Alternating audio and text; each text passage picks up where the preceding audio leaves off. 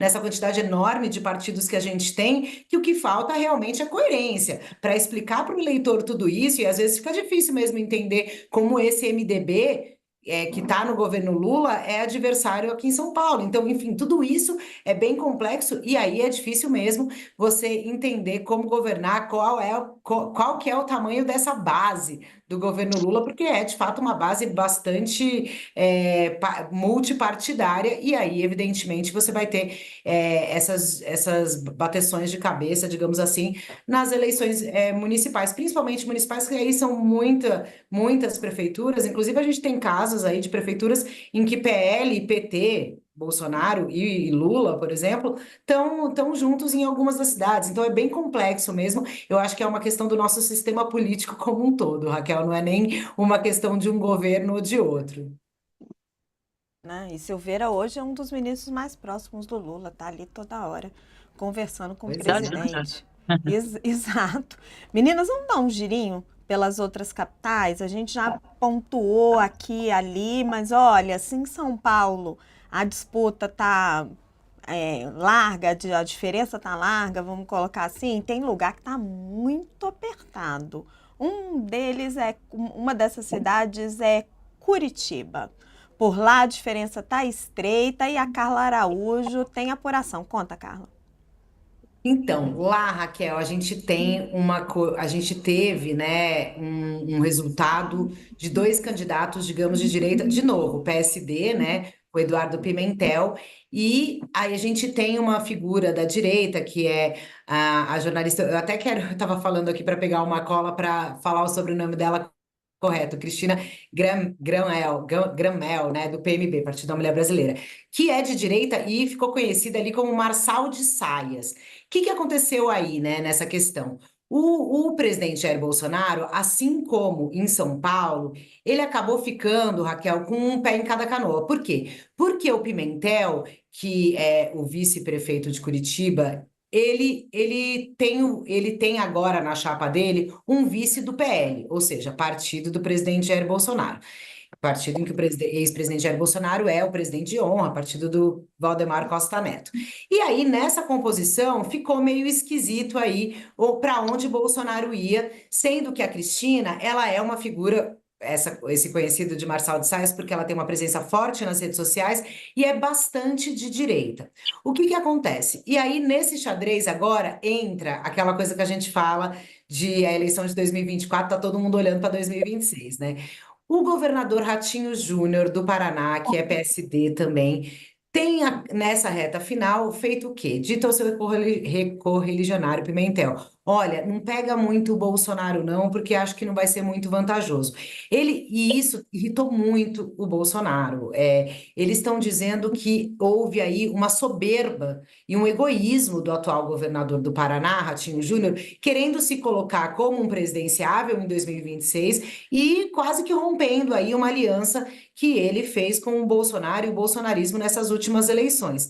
E aí, Raquel, vem aquela coisa, e o Bolsonaro vai fazer o quê? Muito irritado com o Ratinho Júnior, com o Pimentel, não tá nem aí pro vice do PL e já mandou avisar a Cristina: olha só, você quer o meu apoio, já que eles estão rejeitando? Lembrando que são dois candidatos aí com esse viés de direita, né? Curitiba, a capital, que foi a capital ali da Lava Jato e tudo mais.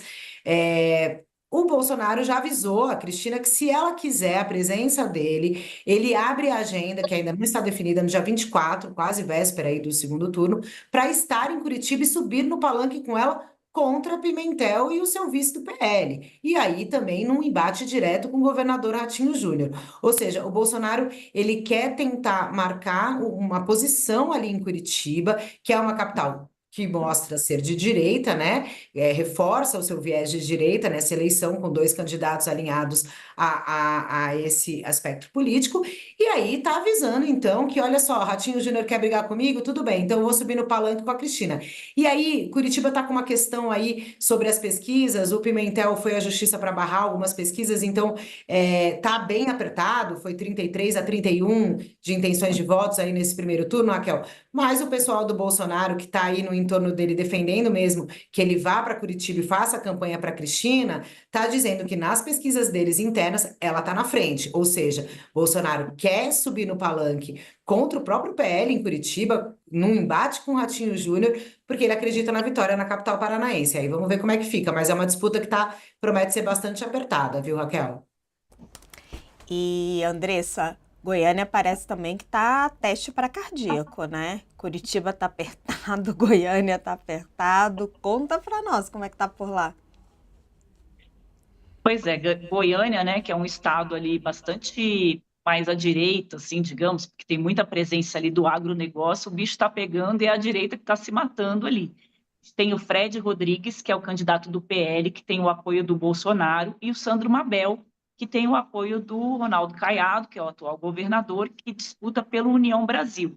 O Fred Rodrigues terminou a disputa do primeiro turno na frente do Sandro Mabel, mesmo o Sandro Mabel tendo todo o apoio da máquina aí, do governador Ronaldo Caiado, e aí os padrinhos aí é que estão se matando, né? O Jair Bolsonaro esteve lá em Goiânia recentemente, agora no final de semana, e chamou o Caiado de rosnador, porque ele diz que o Caiado é do União Brasil, que é um partido que tem ministro no governo Lula, e que lá eles precisam do voto do PT, da candidata do PT, que foi derrotada, que é a Adriana Corsi, para ganhar a eleição. Então, o Bolsonaro diz o seguinte: tem um acordo aí de bastidor entre eles, um acordo secreto, para que esses votos vá para o Sandro Mabel e não para o Fred Rodrigues. Então, o Ronaldo Caiado respondeu, disse que ele não faz política de celular e bateu de frente ali com o Bolsonaro. Os dois também são forças políticas aí que vão disputar o espaço da direita, principalmente nas eleições de 2026, porque o Bolsonaro está inelegível, pelo menos até agora. Há controvérsias aí se o Congresso vai dar a ele a anistia ou não, isso é muito possível, mas por enquanto a disputa lá está assim. E segundo as últimas pesquisas, eles estão ali pau a pau, viu, Raquel? Assim, não tem, eles estão no empate técnico, então vai ser bastante curioso ver ali, porque a gente só vai saber o resultado, quem ganhou, se foi o Caiado ou se foi o Bolsonaro, no dia que abrir as urnas. E o Caiado, que é um antipetista desde criancinha, nega que vá buscar esse apoio aí do PT para o candidato dele. O problema é que o Sandro Mabel, que é o seu candidato, já foi do governo Lula, já foi um apoiador da Dilma e também pula de barco em barco. Então, isso reforça aí as acusações que o Bolsonaro tem jogado de que, na verdade, nos bastidores está todo mundo junto e misturado. Então, acaba sendo engraçado ali em Goiânia, o Caiado ter que abraçar o PT para poder fazer o seu candidato ali a prefeito. E o Caiado vai perder muita força política se ele não conseguir eleger o candidato dele à prefeitura da capital. É a mesma coisa que vai acontecer em São Paulo com o Tarcísio, se não conseguir eleger o Ricardo Nunes. Então, a gente está com um olho aqui, outro lá em 26, viu, Raquel? A direita se digladiando em várias capitais por conta, principalmente, acho, do Bolsonaro inelegível, né? Ficam aparecendo lideranças aqui e ali, tentando emplacar os seus apadrinhados e Bolsonaro vindo com seus candidatos e um teste de força, um cabo de guerra em várias capitais. E aí, meninas, vamos tratar de Belo Horizonte. Minas, minha terra, que lá também a coisa tá apertada e tem umas histórias do Arco da Velha. Lá a gente tem Fuad Noma, que é o candidato do PSD, candidato de Rodrigo Pacheco,